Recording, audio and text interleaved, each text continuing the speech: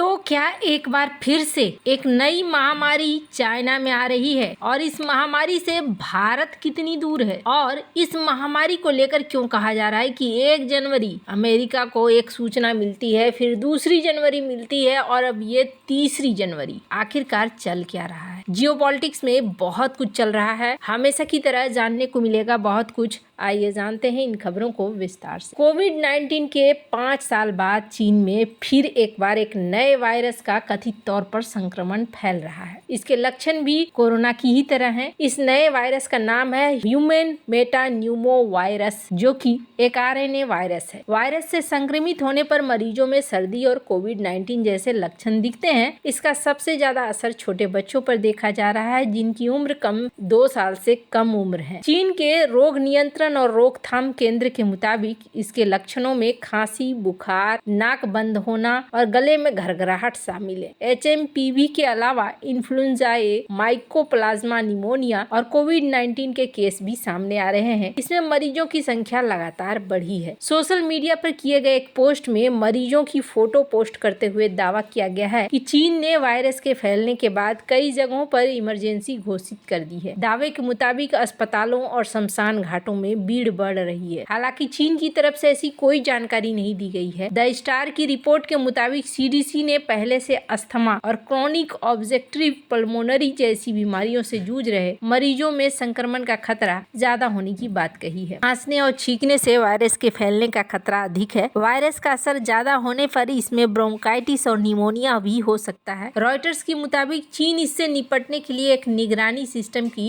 परीक्षण भी कर रहा है। पहली बार 2001 में एचएमपीवी वायरस की पहचान हुई थी। एक डच शोधकर्ता ने सांस की बीमारी से जूझ रहे बच्चों के सैंपल में इस वायरस का पता लगाया। हालांकि ये वायरस पिछले 6 दशकों से मौजूद है। ये वायरस सभी तरह के मौसम में वर्तमान में मौजूद होता है, लेकिन इसके सबसे ज्यादा फैलने का खतरा सर्दियों में होता है। कोविड-19 का पहला मामला 2019 में चीन के वुहान शहर में मिला था। तब इसे एक रहस्यमयी निमोनिया समझा गया। ये सोर्स कोव 2 वायरस से फैला था। इसके बाद ये वायरस दुनिया में तेजी से फैला और 30 जनवरी 2020 को विश्व स्वास्थ्य संगठन ने इसे ग्लोबल पेंडेमिक घोषित किया। दुनिया भर में कोविड के 70 करोड़ से ज्यादा मामले दर्ज किए गए थे। इसके अलावा 70 लाख से ज्यादा मौतें भी दर्ज की गई। अब यहाँ पर चाइना में जो चीजें हो रही हैं, उन चीजों को लेकर कई तरह की बातें होनी शुरू हो चुकी और ये सब कुछ कहा जा रहा है कि आखिरकार ऐसा क्यों हुआ कि 1 जनवरी को यहाँ अमेरिका में एक बड़ा हमला होता है। 2 जनवरी को ये कहा जा रहा है कि एक पेंडेमिक, एक इमरजेंसी घोषित हो गया है चाइना के अंदर में। और क्या 3 जनवरी को और भी कोई नई खबर आने वाली है? कुछ लोग ये भी मान रहे हैं कि ट्रम्प आ गए हैं, तो ट्रम्प आ गए हैं तो शायद इनको कोविड 2.0 भी झेलना पड़े। स्क्रीन पर एक वीडियो देखिए, जिस वीडियो में डोनाल्ड ट्रम्प आक्रामक मोड में अभी भी नजर आते हैं और अभी भी कोविड को लेकर ये कई बार चाइना को ब्लेम कर चुके हैं। और WHO के ऊपर भी इनका गुस्सा फूटा था, जिसकी वजह से ये WHO से बाहर होना चाहते थे। अभी WHO ने क्या कहा है, स्क्रीन पर एक वीडियो सुन सकते हैं। WHO did not impose anything on anyone during the COVID-19 pandemic. Not lockdowns, not mask mandates, not vaccine mandates. We don't have the power to do that. We don't want it, and we're not trying to get it. Our job is to support governments with evidence-based guidance, advice, and when needed, supplies to help them protect their people.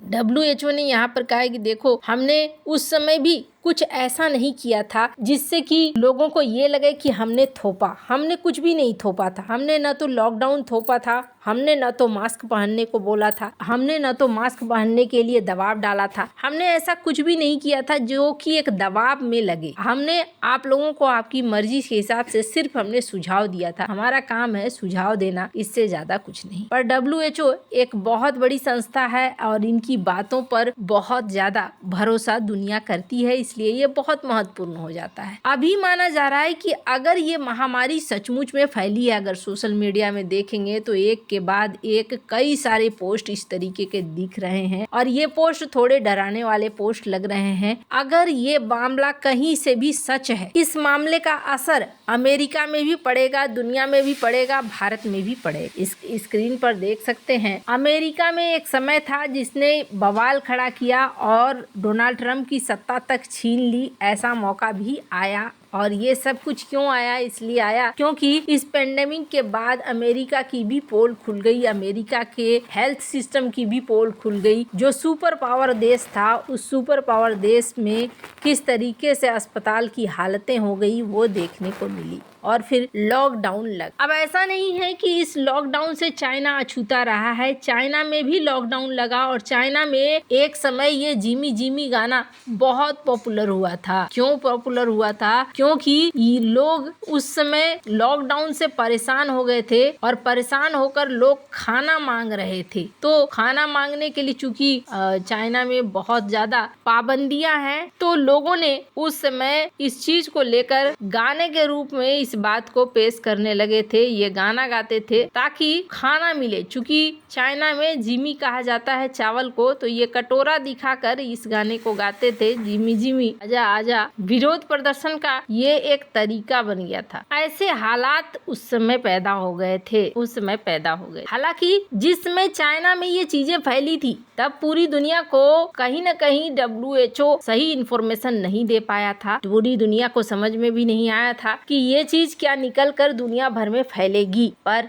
बाद में ये चीजें फैली और फैलने के बाद क्या हुआ? फैलने के बाद अमेरिका सुपर पावर की भी स्थिति खराब हुई और उसके बाद उसी समय डोनाल्ड ट्रंप का विरोध भी शुरू हो गया। लॉकडाउन से बहुत सारे लोग परेशान होने लगे, लोगों ने यहाँ विरोध करना शुरू किया। रिजल्ट क्या हुआ? जब इलेक्शन हुआ तो इलेक्शन में बुरी तरीके से हार मिल गई डोनाल्ड ट्रंप की। ये अलग बात है, डोनाल्ड ट्रंप चुनाव को हार जाते हैं और फिर बाइडेन सत्ता में आ जाते हैं। अब माना जा रहा है कि भारत कितने दूर है, तो भारत अगर सचमुच में ये पेंडेमिक है और ये बढ़ेगा तो ये समझ लीजिए कि 2-3 महीने ही भारत अवे है और यहाँ पर भी आ सकता है, ये बातें कही जा रही है। हालांकि चाइना ने अभी तक कुछ भी कंफर्म नहीं किया है। ये सारी चीजें सोशल मीडिया पर ही आ रही हैं, कुछ न्यूज एजेंसी में आ रही हैं, लेकिन कुछ भी यहाँ पे कंफर्म नहीं है और इसे कंफर्म कर पाना बहुत मुश्किल है। इसलिए मुश्किल है क्योंकि चाइना आज तक तो कोविड के बारे में कंफर्म नहीं कर पाया है कि हाँ हम ये यहाँ से निकला या वहाँ से निकला, तो फिर इस न्यूज को लेकर कंफर्मेशन देना आसान नहीं होगा। वैसे आपको क्या लगता है इन सब मामले में? आपकी क्या राय है? कमेंट कर जरूर बताएं। जल्द मिलते हैं अगले वीडियो में नई खबर के साथ।